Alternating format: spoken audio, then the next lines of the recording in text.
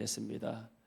이 사람들이 바벨론 강가에서 무엇을 가장 그리워했는가? 예루살렘에서 예배하던 것을 가장 그리워했습니다. 우리 성도들이 가장 사모할 것이 교회 나가서 사랑하는 성도들과 더불어서 하나님 임재 가운데서 하나님을 찬양하고 예배하는 것, 이게 얼마나 큰 축복인가, 이걸 사모합니다. 지금 예배 나오고 싶어도 나오지 못한 많은 성도들이 있습니다. 이분들의 마음속에도 하나님의 은혜가 오늘 충만하게 임하기를 원합니다. 자, 오늘 창조 사역에 대해서 말씀을 드리겠습니다. 우리가 오늘 메시지 들어야 전에 지난주에 우리가 성찬에 대해서 말씀을 드렸습니다. 그래서 성찬을 설명할 때 제가 옛 언약과 새 언약에 대해서 말씀드렸습니다. 잠깐 복습하고 지나갑니다. 옛날 언약은 모세가 시내산에서 율법을 받았습니다. 그리고 이스라엘 장로 70명을 불러다가 하나님 앞에서 계약을 체결했어요. 그래서 하나님의 율법 말씀을 낭독하고 나니까 백성들이, 그 장로 대표들이 우리가 이 언약을 지키겠습니다 해서 거기서 피 제사를 드리고 음식을 먹고 나왔습니다. 그래서 구약의 언약이 체결됐어요. 그러면 이 율법은 어디에 새겨졌는가? 율법은 돌에 새겨졌습니다. 혹은 양피지에. 근데 이 언약이 파기가 되어버렸어요. 왜요? 이 율법은 어디에 근거를 두냐면 이 언약이 지속적으로 되어지는가 파기되는가, 그것은 인간의 행위에 의해서 이것이 좌우되기 때문입니다. 근데 인간의 행위라는 것은 불완전합니다. 아담 이후로 모든 인간은 완전할 수가 없습니다. 그래서 필히 이 행위 언약 가지고는 구원을 이룰 수가 없습니다. 그래서 예수님이 새 언약을 이뤘죠. 새 언약은 복음, 그리스도의 복음인데 이거 어디에 새겨있는가? 우리의 마음에 새겼다고 했습니다. 뭘로 이 마음에 새기는가? 성령으로. 그럼 이 성령은 어디에 임하는가? 예수 그리스도의 십자가의 피, 십자가의 피를 믿는, 속죄를 믿는 사람들의 마음속에 성령께서 임하십니다. 그러면 이 구원이 이루어져요. 그러니까 구원은 하나님의 계획했고 예수님이 십자가에서 성취하셨고, 그리고 성령님께서 적용하셔서 우리의 마음속에 성령으로 인을 친다고 그러죠. 그러면 하나님의 자녀이기 때문에 이제 이 새 언약으로 들어옵니다. 새 언약이 돌아가지고 우리가 뭐는가? 성찬을 떼죠. 성찬은 예수님의 몸과 살과 피를 상징하죠. 그래서 예수님의 살과 피를 상징하는 성찬을 떼면서 우리가 언약의 백성이다, 내가 구원받은 하나님 언약의 백성이라고 확신하는 겁니다. 또 하나는 이 성찬을 떼면서, 성찬은 말씀, 보이는 말씀이기 때문에 내 믿음이 더 성장이 됩니다. 그리고 우리는 예수님의 피 안에서, 복음 안에서 하나가 되었구나. 그러면 예수님께서 날 위해서 십자가에서 피 흘려주셨고 살을 찢기셨는데 나는 그러면 어떻게 살 것인가? 사명이, 나도 주님처럼 복음을 전하는 삶을 살겠다. 이것이 바로 새 언약의 성도들의 사명이죠. 자, 아멘. 자, 왜 지난주에 했던 것을 반복하냐면 교육의 효과는 반복이 있습니다. 그래서 자꾸 들어야 이게 마음에 새겨지고, 그리고 이게 또 마음에 들어와야 우리가 믿음으로 발전되고 승화되는 줄로 믿습니다. 자, 오늘 창조에 대해서 말씀드립니다. 자, 구약 성경 가운데 가장 중요한 것이 창세기고, 창세기 가운데도 이 1장, 2장, 3장은 너무나 중요합니다. 그래서 창세기를 말할 때, 창세기는 영어로 뭐라고 말합니까? 요즘 차가 나오죠. 제네시스라는 차가 있어요. 이 제네시스라는 차 이름이 뭐냐면은 성경의 창세기고, 이 말이 무슨 말이냐면 기원이란 말이에요. 기원. 그래서 제네시스 혹은 오리진. 제네시스 이렇게 차를 타고 다니는 사람 많지만은 이것이 무슨 뜻인지 아는 사람은 많지 않을 수도 모르겠어요. 창세기는 1장에서 50장까지 있습니다. 근데 1장에서 11장까지, 12장에서 50장까지 두 파트로 나눠집니다. 내가 지난주에 설교하고 설교가 우리 성도에게 좀 어려울지 모르겠다니까. 누가 그래요? 우리 성도님들 수준이 높아가지고 신학교 수준으로 강의도 다 알아먹는다고. 아멘. 할렐루야. 자, 1장에서 11장까지는 네 가지의 사건이 나옵니다. 네 가지의 사건. 12장에서 50장까지는 네 가지의 인물이 나옵니다. 그래서 첫째는 창조의 사역. 1장에서 3장의 타락 사건. 그다음 6장의 홍수 심판. 그다음 11장의 바벨탑 사건. 이 네 가지가 주 핵심입니다. 그리고 네 인물 족장인데 여기서는 아브라함과 이삭과 야곱, 요셉의 기사가 있습니다. 네 인물의 기사를 이렇게 오래 다뤘습니다. 그러면서 이 네 인물을 통해서 하나님이 우리에게 믿음이 무엇인가, 그리고 복음이 무엇인가, 그리고 우리는 어떻게 살아갈 것인가, 이 네 인물 통해서 구약이 다 밝히 보였습니다. 그리고 네 사건을 통해서 인간의 세상이 어떻게 창조됐고 어떻게 타락했고 구원의 길이 무엇인가, 구원의 길은 노아의 홍수 사건을 통해서 우리에게 잘 보여줍니다. 노아가 방주를 만드는 것은 이 악한 시대, 심판받을 시대 때 노아처럼 방주가 바로 예수 그리스도를 상징한다. 모든 것이 구원에 관한 책이고, 그리고 어떤 면에서는 성경은 한마디로 말하면 피밖에 남지 않습니다. 피복음이라고 하지 않습니까? 구약에도 피제사, 신약에도 예수의 피가 우리에게 구원을 주기 때문에. 그리고 이렇게 인간이 구원의 길을 열어놓고 축복받았는데 노아 선들이 인간의 바벨탑을 쌓아가지고 흩어져 버렸다. 그래서 하나님께서 이 흩어진 사람들을 한 군데에 모아서 다시 구원의 길을 마련한 것이 택한 사람이 아브라함이죠. 자, 이런 가운데서 우리가 오늘 이 창조의 사역에 대해서 하나님이 어떻게 창조를 했는가, 창조를 통해서 우리가 배울 점은 무엇이고 어떤 신앙을 가져야 할지 우리가 말씀을 보도록 하겠습니다. 자, 오늘 성경 창세기 1장 1절 봅니다. 같이 한번 읽어봅니다. 태초에 하나님이 천지를 창조하시니라. 이런 말이 어디에 있겠습니까? 공자 논어에도 없고 또 불교의 어떤 불경에도 없는 이야기입니다. 서울대학 가서 어떤 유명한 교수가 박사를 수십 개 가든 학자를 할지라도 자기가 이렇게 말할 수가 없는 거예요. 아무도 내가 천지를 만들었다 사람이 없어요. 공자, 석가, 마오미 어떤 사람을 다 맞췄고 하지만은 어떤 이단의 교주도 내가 세상을 창조했다는 사람이 있습니까? 없습니다. 이 창세기 1장 1절의 한 말씀이 모든 인간의 어떤 것들을 다 어떤 잘못된 이론들을 파해버리죠. 그러니까 이것은 어떤 면에서는 성경 말씀은 계시의 말씀이라고 합니다. 계시란 것은 열개 보일시 하나님이 열어서 보여준다 이 말씀이죠. 자, 그래서 하나님이 열어서 보여준다. 내가 옛날 제가 이제 신학교 때 일학 다니면서 개척교회를 좀 도왔습니다. 학생들이 있었는데 토요일마다 학생들 성경 공부를 했어요. 그 성경 공부를 제가 뭘로 했냐면은 벌컵의 조직신학 가지고 했습니다. 그러니까 조직신학은 신학교에서 배운 것이잖아요. 조직신학을 굉장히 쉽게 해놓은 것이 있더라고요. 유학에서. 그것을 제가 토요일마다 가서 학생들에게 가르쳤어요. 가르쳤는데 굉장히 이게 효과가 있는 걸 봤습니다. 자, 하나님께서 세상을 창조했다는데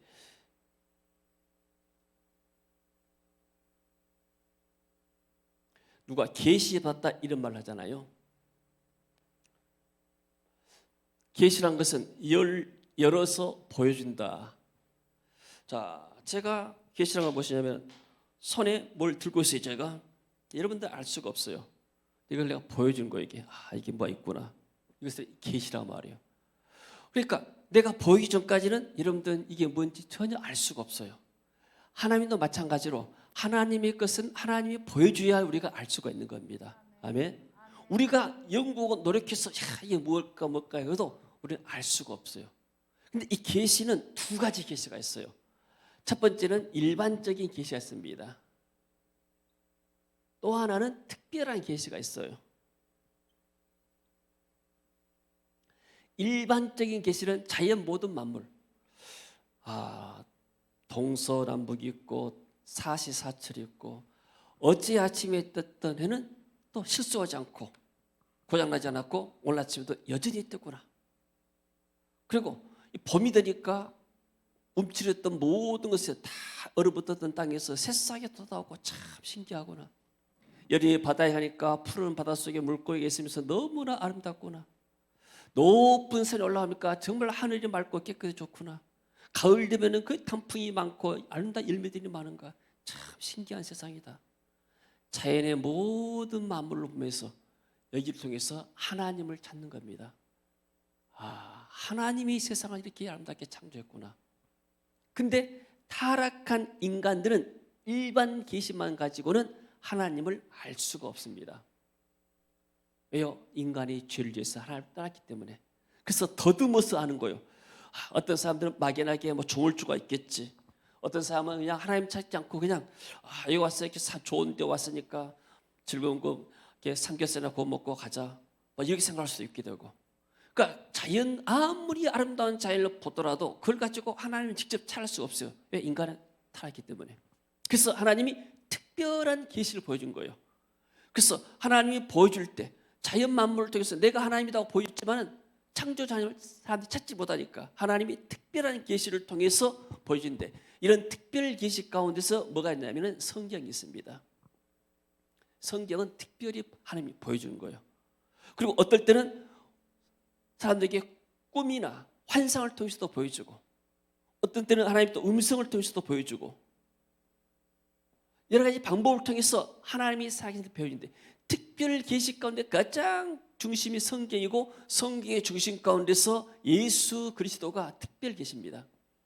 하나님이 예수님을 통해서 인간의 죄를 속죄하기로 했다. 그리고 구원시키기로 했다. 그러니까 우리가 예수를 믿게 된 것은 하나님의 특별 계시의 은총을 받은 사람들이요.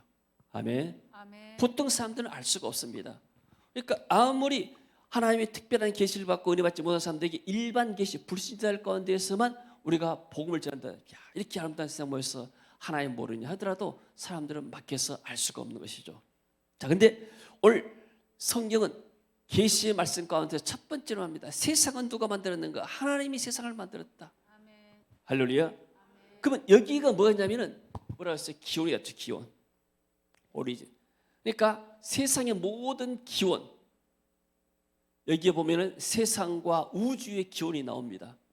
세상이 어떻게 생겼는가? 우주가 어떻게 생겼는가? 오늘 다 나오잖아요. 그러면서 여러 가지 하나님이 첫째 날 하나님이 빛을 만들었다. 빛을 창조했다. 그리고 낮과 밤이 있으니까 지구를 만들었죠. 두 번째 날은 하늘의 궁창, 하늘을 만드셨다.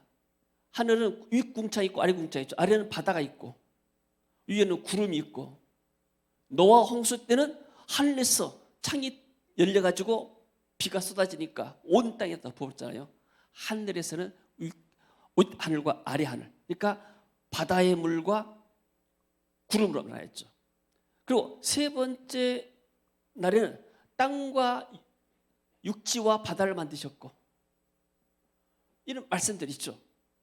자, 그리고 식물, 동물 전에 식물을 만드셨고, 그리고 네 번째 날에 뭘 만들었습니까? 그게 해와 달과 별, 해, 달, 별이 있고, 그 다음에 다섯 번째가 물고기, 짐승, 동물들, 모든 생물들, 쉽게 말하면 동물들. 특별히 식물은 셋째 날. 그리고 여섯 번째가 이제 육축을 만들었죠. 물고기. 자, 다섯 번째 날이었죠. 물고기와 새를 만들고, 그 다음에 육축과 그 다음에 사람을 만들었죠.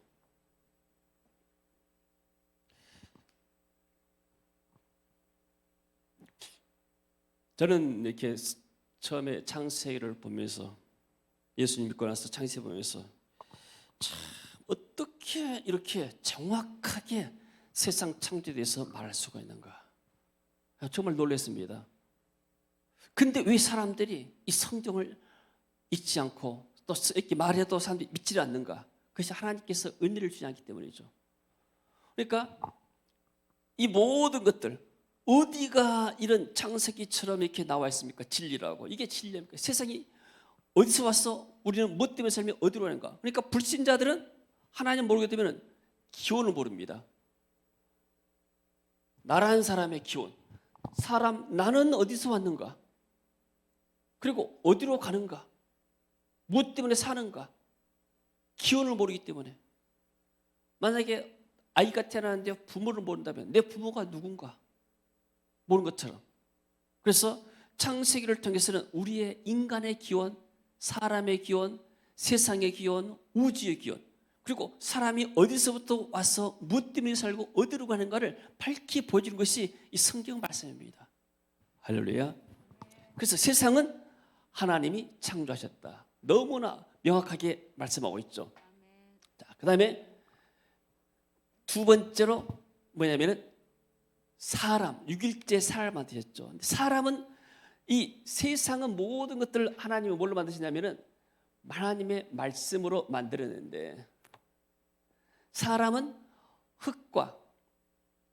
사람이 흙으로 인간을 만드시고 여기다가 하나님의 숨결을 불러넣었습니다.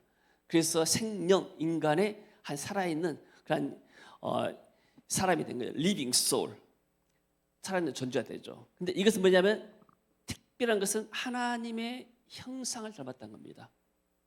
하나님의 형상을 닮았다는 것은 무엇인가? 하나님의 속성이 있습니다. 물론 어떤 신학자들은 외적인 모습도 하나님을 닮았다고 그러는데 그 말도 뭐 틀린 말은 아니라 생각되죠.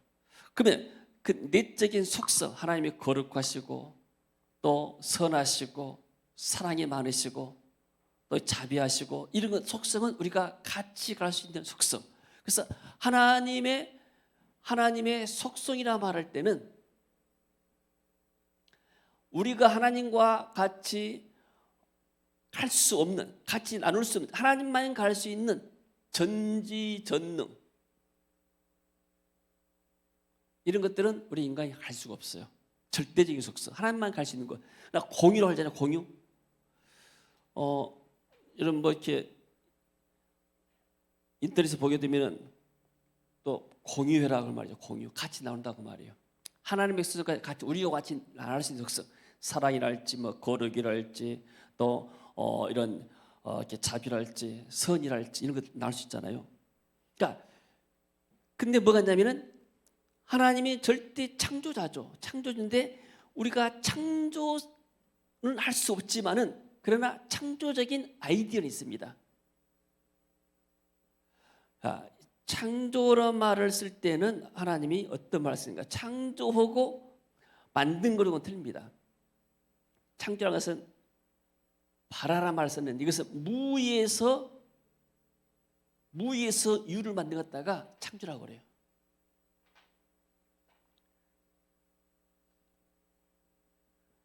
그리고 이사라는 말이 있는데 이 말은 뭐냐면은 그냥 재료 가지고 만든 겁니다. 메이크란 말이에요. 메이크. 이거 크리에이트. 이것은 메이크. 그러니까 하나님이 세상을 창조한 것은 무에서 유를 창조한 겁니다. 그러니까 인간은 창조할 수가 없고 만들어낸 거예요. 창조적인 아이디어를 발달해가지고. 그러니까 쉽게 말해서 인간이 이것을 만들었다 하면은 이것은 창조가 아니죠. 기존에 있는 물질을 가지고 조합하고 배합해서 연구해가지고 만드는 거죠. 그러니까 하나님이 인간에게 이렇게 하나님의 형상을 닮았는데 하나님의 형상을 담았을 때 하나님의 인간을 창조할 때 우리가 우리의 형상을 따라갔습니다. 그러니까 인간은 하나님의 성부, 성자, 성령의 합작품이죠. 1장 26절 한번 읽어볼까요? 하나님이 가라사대 우리의 형상을 따라 우리의 모양대로 우리가 사람을 만들고 그로 바다의 고기와 공중의 새와 육축과 온 땅과 땅에 기는 모든 것을 다스리게 하자 하시고. 자, 여기서 우리가 많이 나옵니다. 우리라는 것은 성부, 성자, 성령. 그러니까 성삼위 하나님의 걸작품이 인간이요. 인간이 세상의 모든 동식물과 다른 것은 하나님의 거룩한 형상이 있고, 그리고 인간은 하나님께서 완전하고 영원하게 만들었습니다. 하나님의 속성이 영원하기 때문에. 그러면 하나님이 왜 인간을 만들었는가? 하나님이 세상을 창조하시고 나서 하나님 뭐라고 말씀하시냐면은 심히 좋았더라. It's so good. Very good. 마지막에는 심히 좋았더라. Very good 했습니다. 너무나 좋다. 이 아름다운 세상을 하나님 누군가가 다스려야 되는데 하나님을 대신해서 다스릴 사람. 그래서 인간의 사람을 하나님의 형상대로 만들어가지고 사람을 관리자로, 청지기로 이렇게 둔 거예요. 그러면 결국은 뭐냐면 이 사람은 왕이, 하나님이 왕이에요. 내가 왕이 아니고. 인간은 뭐냐면 하나의 관리자에 불과합니다. 그래서 관리자는 뭔가 생육하고 번성해라, 땅을 다스리라 이렇게 했죠. 그래서 인간은 하나님의 형상이기 때문에 사자보다 힘이 없고 호랑이보다 힘이 없습니다. 그렇지만은 사자나 호랑이를 제압하죠. 독수리처럼 하늘을 날 수 없지만 비행기 만들어 하늘을 정복합니다. 돌고래나 또 뭐 상어나 바다에 많은 물고기들 있잖아요. 그 물고기들을 다 힘으로 감당할 수 없지만 사람들은 도구를 만들어요. 도구 만들어 배 만들어 가지고 그런 물고기를 잡아다 먹고 관리하지 않습니까? 이런 지혜와 능력이 하나님께로 온 줄로 믿습니다. 이게 하나님의 형상이에요. 그래서 심이나 아름다운 땅을 더 아름답게 가꾸내는 것이 인간의 사명이요. 생육하고 번성하여 그리고 땅에 충만하라. 하나님이 아담과 하와 두 사람을 만들었잖아요. 처음에 에덴 동산에서 아담과 두 사람 만드는데 이 아름다운 세상은 두 사람만 살기는 너무나 큰 땅이에요. 여러분들 이렇게 부부간에 살고 가족이 5명 산다 하게 되면은 200평 아파트가 필요할까요? 안 할까요? 이 아파트가 필요가 없어요. 그렇잖아요. 몇 평만 있어도 식구도 충분히 살 수 있잖아요. 근데 지금 쉽게 말하면 아담 두 사람 가족이 살기면은 20평 아파트면 충분해요. 광주시내도 너무나 커요. 한 도시도 아니고 조그만 공원 하나 만들어서 딱 집 짓고 산속에서 요즘 뭐 이렇게 뭐 산에서 사는 사람들 많이 있잖아요. 자연을 벗삼아서 그런 사람들 혼자 사는 사람 있고 충분한데 이 세상은 두 사람만 위해서 만든 것이 아니라 너희들이 지금 생육하고 번성해서 온 땅에 충만해라. 그리고 지금 동식물을 다스리면서 이것이 얼마나 아름답느냐. 그리고 이것을 통해서 더 발전시켜서 하나님께 영광을 올려라. 매니저로 시키면 회사 사장으로 내가 취임했다 하게 되면 회사를 경영을 잘 해가지고 이익을 내야 되잖아요. 생산을 잘하고 잘 판매를 해가지고 이익을 내야 되잖아요. 관리자는 사장이 마찬가지로 회장은 시키면 회장님은 하나님, 우리는 그 안에 일하는 관리 사장들이에요. 어떻게 하면 이 나라를 이 아름다운 세상을 더 아름답게 만들어서 발전시킬 것인가. 그래서 도구를 만들고 문화와 문명을 개발시키죠. 호랑이가 어느 날 다니다가 우리가 사냥하기가 너무나 힘드니까 한 번에 사냥해가지고 냉장고를 만들어서 냉장고에다 보관해서 먹자. 하루하루 벌어서 먹고 살기가 너무나 힘이 들다. 우리도 인간들처럼 냉장고 만들자. 그럴 수 있습니까? 할 수가 없어요. 호랑이는 창세부터 시작해서 지금까지 똑같은 삶을 살아요. 전혀 발전이 없는 거예요. 이해가 되십니까? 그러니까 인간은 발전했어요. 야, 우리가 어떻게 하면 이렇게 더 잘 살 수 있는가? 총을 만들어서 짐승들을 제압하고 동물들을 제압하자. 우리가 비행기 만들어서 하늘을 정복하고 배를 만들고 잠수함 만들고 바다를 정복하자. 인간만이 할 수 있는 것이 뭐예요? 왜요? 하나님의 형상들이기 때문에. 할렐루야. 그래서 여기 인간이 존엄성이 있습니다. 사람이 얼마나 존귀한가? 사람이 존귀한 이유는 인간의 생명의 근원이 어디서 왔는가? 생명의 근원이 하나님입니다. 하나님. 그래서 만약에 인간의 살인하지 말라 사람을 죽였다는 것은 생명을 주신 하나님을 대적하는 겁니다. 이게. 인간의 생명이 너무나 귀한 것이죠. 근데 문제는 시편 14편 1절에 보니까 어리석은 자들은 그 마음에 이르기를 하나님이 없다 하도다. 하나님 없는 사상, 하나님이 없다는 사상 굉장히 위험합니다. 공산주의 사상, 이 사상은 유물론에 기초합니다. 모든 것은 물질에서 시작되기 때문에 하나님부터 기원이 안 돼요. 그렇기 때문에 인간의 영혼에서 귀하게 여기잖아요. 하나님을 부정합니다. 교회를 부정하고. 그러니까 인간의 존엄성이 말살된 겁니다. 그러나 우리의 생명의 근원을 아는 사람들은, 그리스도인들은 우리 인간이 얼마나 귀한가, 서로 간에 존귀해주고 사랑해주고 그러면서 인간의 문화를 더 발전시켜 나가잖아요. 할렐루야. 남북이 갈라진 지가 벌써 70년 됐잖아요. 1950년, 45년부터면 거의 75년 됐는데, 남과 북이 갈라졌는데 북한은 지금 제일로 꼴찌에서 몇 번째 가는 가난한 국가가 되고, 남한은 벌써 세계 10위권에 드는 경제 됐잖아요. 뭐가 다를까요? 북한은 하나님을 부인합니다. 예배당을 다 막아버렸어요. 교회 다니는 사람들 다 잡아다 죽였어요. 남한은 곳곳마다 십자가를 세웠어요. 기도원 세우고 십자가 세우고 가는 곳곳마다. 그래가지고 밤하늘에 보게 되는 밤하늘에 십자가가 온 하늘에 수놓아버렸어요. 인간의 창조성을 말살해버리는 것이 공산주의입니다. 그러니까 좋은 아이디어가 나오지 않아요. 북한에서 스마트폰을 만들 수가 없어요. LG에 냉장고를 만들 수가 없어요. 왜요? 인간의 창조성을 다 말살하기 때문에. 그러나 이 자본주의 사회에서, 그리고 이 기독교 나라에서는 모든 인간의 자유 경쟁하면서 서로 발전을 경제하잖아요. 한국이 좋은 것은 인적 자원이 많아요. 세계 나가서 공부한 사람들, 많은 사람들, 또 이 국내 안에도 거의 뭐 대학 안 나온 사람이 없잖아요. 심지어 사이버 대학도 있고 다 대학 나옵니다. 옛날에는 대학 가는 것이 귀했지만 지금은 그만큼 한국의 이 교육 수준이 높아졌다는 것이고, 그리고 또 옛날에 외국에 유학 갔다 왔다 하게 되면 굉장히 우르르 봤는데 지금은 유학 갔다 온 사람이 너무나 많은 거예요. 그 뭐예요? 인적 자원이 많다는 거예요. 왜 그럴까요? 공산주의 유학하면서 북한 사람들이 뭐 얼마나 많은 사람들 유학 보내고 있어요. 돈이 없어서 못 보내는 거예요. 뭐가 발전됐어요? 아니요. 뭘 위해서요? 자기의 사상, 자기의 일인의 어떤 독재를 위해서, 통치를 위해서 사람들을 다 올가매버린 거예요. 그러니까 발전이 없는 거죠. 그래서 인간은, 우리가 창조주 신앙을 믿는 것은 인간의 생명이 얼마나 귀한가. 근데 문제는 뭐냐면 하나님 믿지 않는 사람들은 어떻게 되는가?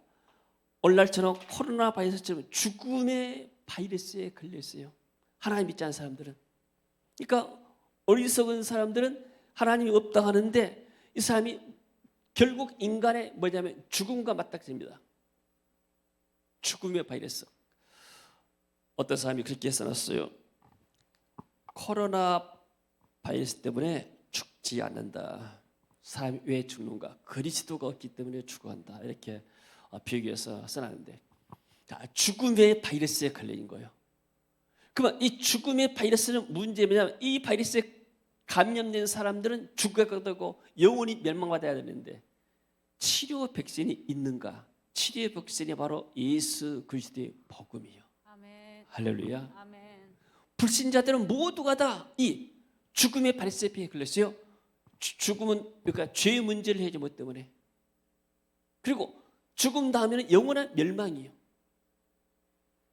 이게 사단이 딱 주장하죠. 사단의 죄. 그래서 세상에서 죽기 전까지, 죄에 태어나서 죽기 전까지가 잠깐 사는데 뭘 사는가? 육신. 눈에 보이는 세상만 보고 살다가 결국에 영원한 멸망 가운데 빠지게 되죠. 자, 그래서 이게 창조주 하나님 믿는 믿음의 신앙. 하나님이 세상을 창조하셨다. 인간은 생명은 영원하다. 영원한 생명을 하나님께 받았다. 그리고 1장 28절 한번 읽어봅니다.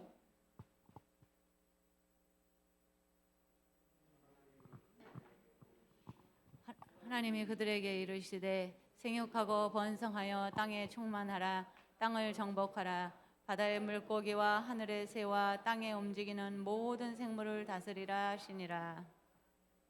자, 하나님 인간에게 뭘 줬습니까? 복을 줬습니다. 복을.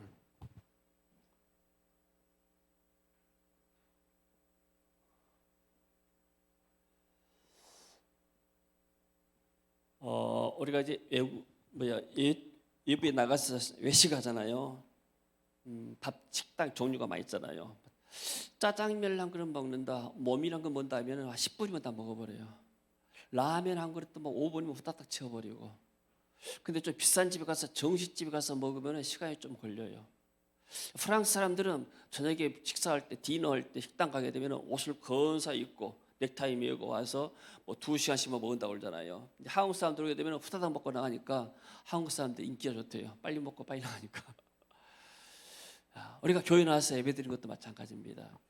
짧게 우리가 예배를 30분 안에 들 수도 있어요. 마치 라면 한 건 먹고 간 것처럼. 근데 그 다음에는 금방 허기집니다. 이왕 한번 오는 건 잔치집에 온 것처럼 우리가 풍성한 말씀의 은혜를 입고 성령으로 충만받고 가야 우리가 한 주간 동안 세상에서 이길 수 있는 힘과 능력을 얻을 줄로 믿습니다. 아멘. 자, 복은 영어로 blessing이라고 하는데 창세기 1장 28절에서 처음으로 복이 나왔어요. 복을 주어서 복을 받고 나서 그들이 이르시되 복을 주시며 나서 이르시되 생육하고 번성의 땅에 충만하라. 그러니까 복을 받아야 하나님이 주시는 메시지 사명을 감당할 수가 있단 말이죠. 순서가 그러잖아요. 하나님이 그들에게 복을 줬단 말은 복의 근원은 하나님이시지 않습니까? 모든 근원이 하나님 때문에 복도 하나님께로부터 오고 생명도 하나님께로부터 건강도 하나님께로부터 은혜도 하나님께로부터. 할렐루야. 아멘. 자, 그래서 이 복을 받는데 그러면 어떻게 해서 구체적인 인간들이 처음에 인간이 창조될 때는 하나님 분명 복을 주셨는데 어떤 통로를 통해서 우리가 복을 받게 되는가? 거기에 복이라는 개념이 그 다음에 복이 어디서 나옵니까? 2장에서 나옵니다. 그래서 안식이란 말이 나와요. 어디서 어떻게 복을 받을 것인가? 2장 1절로 옵니다. 천지와 만물이 다 이루어지니라. 하나님이 그가 하시던 일을 일곱째 날에 마치시니 그가 하시던 모든 일을 그치고 일곱째 날에 안식하시니라. 이 안식이란 말은 일에다가 너무나 진짜 피곤해서 쉬는 그런 개념이 아니라 어떤 작품을 다 만들어 놓고 나서 작가가 그거 보면서 너무나 흥분하잖아요. 너무나 이렇게 자랑스럽고 거기 그런 어떤 감사와 어떤 게 만족과 기쁨 그런 가운데서 어떤 면에서 잔치하듯이 쉬는 것을 말합니다. 하나님이 안식했어요. 이 세상 모든 걸 보니까 너무나 아름답거나 It's very good, very so good 해가지고 하나님이 너무나 좋다. 그러고 나서 하나님이 한 날을 6일째고 나서 7번째 날, 7일째를 이때를 안식하면서 이 날을 구별했습니다. 다른 날과 구별했어요. 구별한 말은 거룩했단 말이죠. 거룩이란 말은 다른 것과 구별되게 말한 거 말이에요. 그래가지고 복되게 하사 거룩하게 하셨다. 여기에 다시 복이란 말이 나오죠. 안식일은 인간이 창조주 하나님 앞에 서는 날이에요.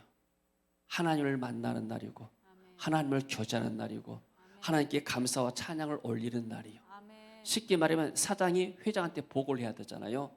회장님, 당신의 회사를 내가 이 파트에서 이런 부분에서 한 달 동안 한 주일 동안 이런 일을 했습니다. 수입이 얼마고 어떻게 수입과 지출이고 어떻게 직원도 어떻게 관리를 했습니다. 그래서 그렇게 보고를 하면 회장이 참 수고했다, 너 일 잘했다 이런 것처럼 인간이 6일 동안 사명을 감당하고 와서 하나님 앞에 한 날로 왔어. 그날 하나님 앞에 집집에서 회의한 날이 하나님 앞에 와서 하나님, 내가 이렇게 한 주간 동안 이렇게 살아왔습니다. 하나님이 내게 내 힘으로는 어려웠는데 하나님이 내게 지혜 주시고 힘을 주셔가지고 내가 이렇게 직장 가서 일도 하고 이런 어려운 문제 만났을 때 있고 이 사람과 관계가 굉장히 힘들었는데 하나님 내게 은혜 주셔서 이런 문제들을 잘 해결했습니다. 하나님 감사합니다. 하나님께 찬성합니다. 근데 하나님 이런 부분들은 좀 미진했고 이런 부분들은 제가 죄를 졌는데 용서해 주세요. 하나님 앞에 내가 나가서 하나님과 교제하는 시간이에요. 그리고 이 날은 회복하는, 우리가 일하다 보게 되면 많은 사람들이 상처도 받고 힘들잖아요. 그러니까 하나님 은혜를 회복한다. 다시 한번 내가 어디서 와서 뭐 때문에 사는가, 난 또 죽고 나면 어디로 가는가. 그러니까 교회 오게 되면 말씀을 통해서 내가 중심 서는 거예요. 나는 이 세상이 전부도 아니구나. 잠깐 살다가 가는 세상이구나. 근데 잠깐에 사는 세상에 잠깐의 어려움이 왔다. 나는 분명히 이해할 수 있을 것이다. 하나님의 시각에서 내 삶을 바라보고 영원한 시각에서 내 삶을 바라보게 되면 현재 문제가 이렇게 심각하지가 않는 거예요. 그리고 죽음의 문제가 온다 하더라도 죽고 나면 영원한 세계가 있지 않느냐. 죽음도 이겨내는 거예요. 할렐루야. 아멘. 이게 복받은 사람들입니다. 안식일은 하나님이 제정하여서 하나님께 찬양과 예배드리는 날이고 하나님 우리에게 복을 부으시는 날인 줄로 믿습니다. 아멘. 할렐루야. 아멘. 이게 안식일의 개념입니다. 자, 출애굽기 20장 한번 넘어볼까요? 출애굽기 20장에 십계명에서 제4계명이가 안식일에 나오죠. 거기에 뭐라고 써있는가 볼까요? 자, 20장 8절 말씀. 안식일을 기억하여 거룩하게 지키라. 그 다음에 계속했어요. 엿새 동안은 힘써 내 모든 일을 행할 것이나 일곱째 날은 내 하나님 여호와의 안식일인즉 너나 내 아들이나 내 딸이나 내 남종이나 내 여종이나 내 가축이나 내 문 안에 머무는 객이라도 아무 일도 하지 말라. 이는 엿새 동안에 나 여호와가 하늘과 땅과 바다와 그 가운데 모든 것을 만들고 일곱째 날에 쉬었습니다. 그러므로 나 여호와가 안식일을 복되게 하여 그날을 거룩하게 하였느니라. 그 복됐단 말은 안식일에 복을 주는 날이에요. 하나님이. 아멘. 아멘. 그래서 우리가 이렇게 주일에 예배를 놓치게 되면 영적으로 굉장히 약해집니다. 건강, 면역이 약해, 영적인 면역이 약해지게 되면 바이러스가, 죄의 바이러스가 쉽게 들어오는 거예요. 그렇잖아요. 우리가 이렇게 코로나 바이러스 안 걸려 면역력을 높여라. 음식도 잘 먹고 운동도 하고 햇빛도 쬐고 뭐 하라 그러잖아요. 그리고 또 이렇게 다른 사람들과 접촉을 멀리해라. 이런 것처럼 우리가 이렇게 주일에 와서 하나님의 말씀 듣고 은혜를 받고 나면 영적인 힘이 생겨요. 아멘. 그래야 내가 세상을 이길 수가 있고 유혹에서 승리할 수가 있고 아멘. 어떤 문제 가운데서도 해결할 수 있는 능력이 생기는 거죠. 아멘. 이게 예배가 중요해요. 예배가 드리면 복 받고 안 드리면 죄다 이런 차원이 아니라 내가 예배 가서 하나님의 영적인 힘을 얻어야 내가 한 주간을 승리할 수가 있습니다. 아멘. 할렐루야. 아멘. 아멘. 자, 우리는 오늘 하나님의 말씀을 통해서 신앙, 창조 하나님을 믿는 신앙에 대해서 우리가 말씀을 드렸습니다. 세상은 하나님이 창조했습니다. 아멘. 진화론처럼 세상이 우연히 진화된 것도 아니고 사람이 진화된 것도 아닙니다. 그리고 우리의 생명은 하나님께 왔기 때문에 영원히 살도록 인간이 만들었어요. 하나님의 그 속성대로 영원성이 있기 때문에. 아멘. 그러니까 인간의 마음속에는 영원히 살고 싶은 마음이 있어요. 어떻습니까? 우리 안옥장 원사님 오셨는데 영원히 살고 싶은 마음이 있죠.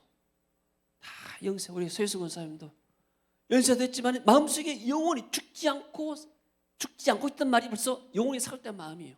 근데 이 영원한 생명이 하나님께 있기 때문에 우리는 하나님의 자이기 때문에 이 땅을 떠난 날은 하나님의 영원한 나라가 우리에게 펼칠 줄로 믿습니다. 아멘. 그래서 믿음은 죽음을 이기는 것이고 아멘. 이것이 바로 부활의 신앙이고 창조주 하나님 믿는 신앙인 줄로 믿습니다. 아멘.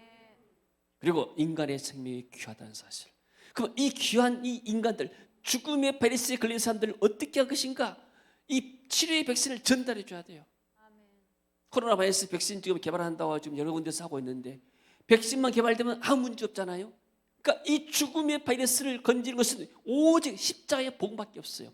이 복음의 백신을 그들에게 퍼뜨려야 돼요. 아멘. 할렐루야. 그것이 우리의 사명입니다요. 하나님의 피조물이고 불쌍하기 때문에 내 가족들, 친구들, 만난 사람들에게 죄의 죽음의 바이러스를 퍼뜨리고 코로나 바이러스를 퍼뜨리는 것이 아니라 우리는 치료의 백신, 십자가의 복음의 그러한 능력을 증거할 줄로 믿습니다. 아멘. 이것이 우리의 사명입니다. 아멘. 할렐루야. 아멘. 자, 우리 한번 기도하고 우리 한번 일어나서 찬양하고 또 통성 기도하면서 마무리하도록 하겠습니다. 하나님의 은혜를 감사드립니다. 태초에 하나님이 천지를 창조하셨습니다. 세상을 창조하시고 나를 창조하시고 그리고 또 내 안고 일어서도 아시고 나를 인도해 가십니다. 우리 안에 영원한 생명이 성령으로 거하신 줄로 믿습니다. 이 구원이 흔들리지 않은 줄로 믿습니다.